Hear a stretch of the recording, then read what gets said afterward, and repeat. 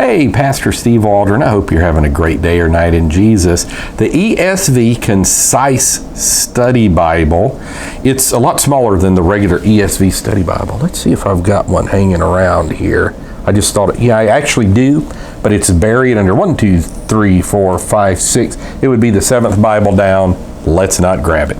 But it's much smaller. As Sister Waldron zooming in on the back, I'll tell you, it's 8.5 inches or so by 5.5 inches, and let's see how thick this thing is. It is maybe 1.35 inches thick.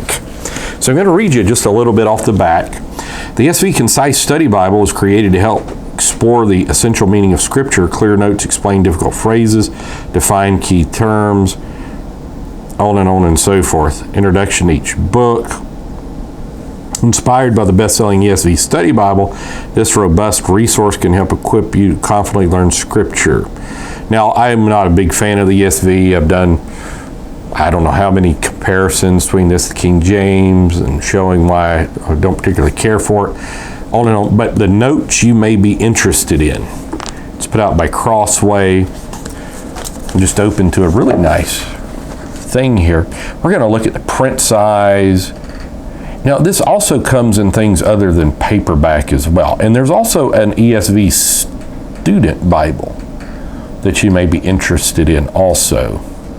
The ESV Student Bible. So, let's see how it's set up here. Let's take a journey through this thing. So we're in Joshua. It's set up just like a regular study Bible. It has amazing introductions. It has a chronology, fairly conservative chronology, not Pete Ruckman or Common Man Study Bible conservative. It doesn't have references in it, but it does have the notes at the bottom like a traditional study Bible. So right now, you're in the introduction, and it's fairly extensive introduction. I could see where people would like this. First of all, this would be far easier to carry to church. Second of all, this would be far easier if you wanted to just read through the notes and then save your ESV Study Bible for your study. Would be something to do. I remember years ago I'd suggested they do the NIV Study Bible in the King James, and lo and behold, they probably didn't take my suggestion, but they ended up doing it in the King James. Something like this. I do know the ESV, it'll have some word-specific things, but it wouldn't hurt them to come out with it in the King James if they have not already. So let's see the print size here. I did want to finish reading about the features. It has 12,000 plus study notes, 150 maps and charts, 15 illustrations, 12 articles introducing readers to the Bible and Christian faith, and glossary and concordance. So just looking at it, it does have some ghosting. Now this is paperback.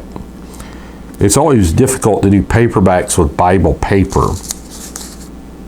I'm going to guess 8-ish point print, clear, little ghosting, not a ton.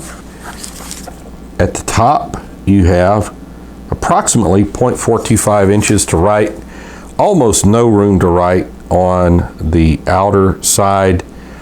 Yeah, it looks like it's 0.125 on the bottom.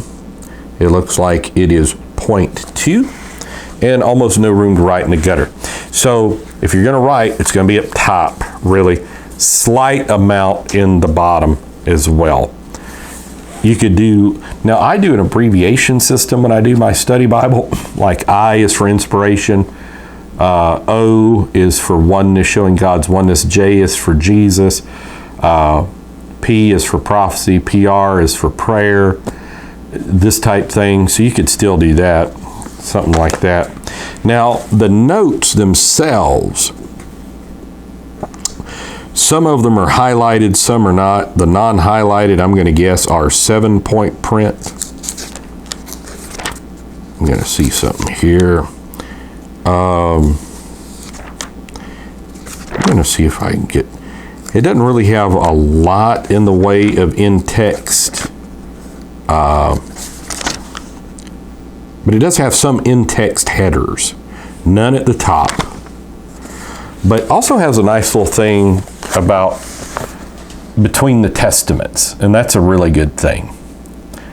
We're also going to see if this is in red letter. People from Atlanta will understand this. We'll see if it is red letterson, especially if you're my age. It is not red letter.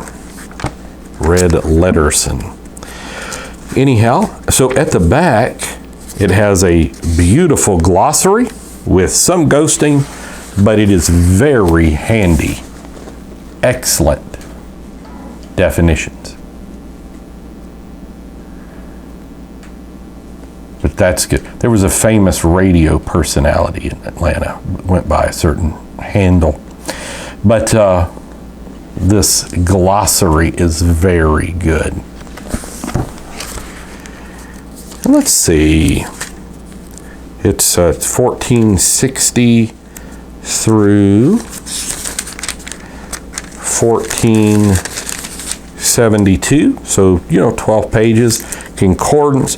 Problem you get with concordance, even in large print Bibles, the concordance, the print many times is very small. Now, the word that it's trying to find is fine. It's very deep, dark, bold. It's the references underneath. So it may be you need a magnifying glass or something with this. Looks like it's a glued binding. So most of them would be. Let's see if it has some maps. I think it's got in-text maps. We've already seen some of those. But no maps.